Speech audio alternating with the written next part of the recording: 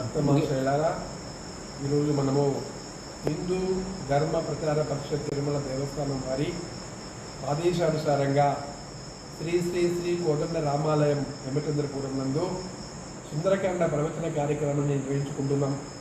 ఈ యొక్క సుందరకాండ ప్రవచనము శ్రీరాముడు రామాయణములో అంతర్గతమైనది సుందరకాండ.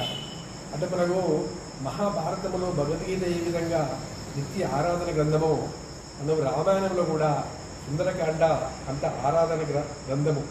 ఇది నిత్యము కూడా పారాయణం చేసుకుంటారు. ఎందుకంటే సుందరకాండము వినటం వలన, చదవటం వలన సర్వ రోగాలు కూడా తొలగిపోతాయి.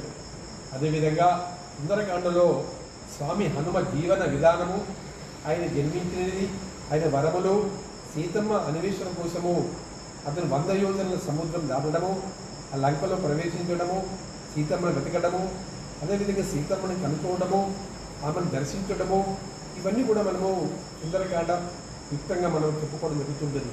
ఈ సుందరకాండ ఎవరైతే వింటారో వారికి సర్వ రోగాల నివారణ, సకల బాధలు తొలగిపోతాయి, సకల శుభాలు కలుగుతాయి. కాబట్టి ఈ సుందరకాండ మనము ఈ 5 రోజుల కార్యక్రమాన్ని మీరందరూ విని ఆ భగవంతుని కృప పాత్ర కావాల్సిందిగా కోరుతున్నాను.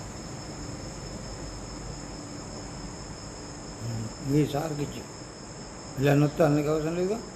ఇంకేం నొక్కర్లేగా, లాగ్ రాలే ఇంకా నొక్కు.